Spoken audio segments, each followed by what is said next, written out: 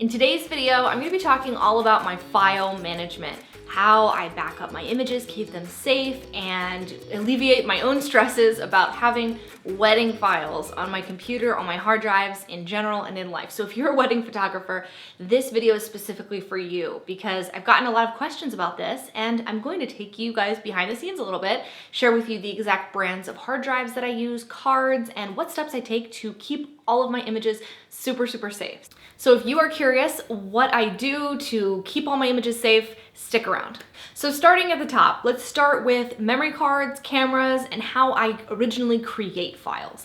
I shoot on SanDisk Extreme Pro memory cards. I've never had problems with SanDisk cards in the past.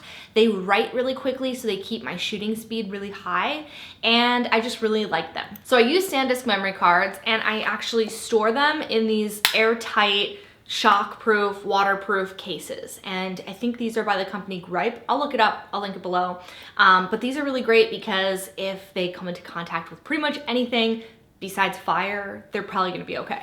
Each of these cases hold 4 cards, but also 4 CF cards. So I can do SD cards and CF cards, so it's actually really nice. So the next thing to know is that my camera actually shoots on 2 cards at once, and so it has the dual card slots. So what I do is I use both card slots for when I'm creating a photograph. So when I take a photograph, it's going to write the exact same raw file onto both cards. So because I have a dual card slot on my camera body, I'm leaving each wedding with 2 copies of each photograph already. The next thing that I'm going to do is back up the images from one of the cards onto an external hard drive. These are the hard drives that I use. I just have a bunch of different colors to keep them all straight, but these are the Seagate 2 terabyte hard drives. I get these on Amazon and I really like them. I've never had problems with them failing on me. I often keep them in like the plastic that they came in just to protect them. And I put washi tape across the top with the dates of what's on them. So I use them as long as they will hold something, and then once it reaches capacity, I cut it off, put the end date on it, and move on to my next hard drive. And then I pick a different color. So I know that I went from red to blue to silver to red to blue to silver. So I pretty much know what years are what just because that's how my brain works. But I just like to rotate between colors. So once my files have been backed up onto an external hard drive, I also want to upload them to a cloud because if my house were to burn down or something crazy were to happen, I want to be able to access those raw files in a cloud online. So I use Dropbox. So I go ahead and grab all those files and copy them to Dropbox. So that starts to upload throughout the night. And now I have 4 copies of the files. Then I go ahead and I create a Lightroom catalog for that wedding, and every single wedding is going to get its own catalog.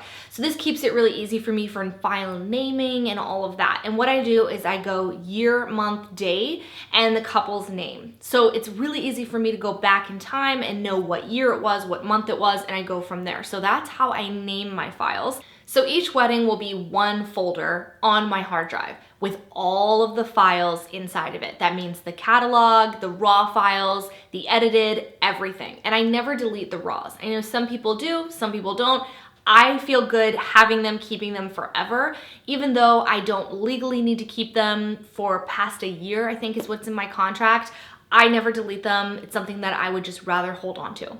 I just feel like memory and memory cards and external hard drives are relatively affordable when it comes to the value of these photographs. So I'm not going to delete somebody's raw photos just to make room for someone else's. So I just hold on to everything. So I actually have a lot of these external hard drives that are sitting here just in boxes and stacked and stored inside of a safe. That's the other thing I forgot to mention. I keep them inside of a safe for the majority of the time. When I'm not currently working on them, they go inside of a safe. Once I've edited the images, I go ahead and I create a duplicate copy of everything in that customer's file. So their Lightroom catalog, their edits, their the raws, everything. And I completely duplicate that onto another hard drive for archival reasons. So that's just to have forever in case the catalog has issues or anything like that. It's also important to note that I still have not reformatted or deleted anything on the original 2 cards. So I keep those memory cards until those images have been safely delivered and backed up for my clients. So after I'm completed all of my editing and that's done and I export those images, I'm going to save them inside of that client's file on the external hard drive. So on the external hard drive with the RAWs, I will keep the high resolution JPEGs.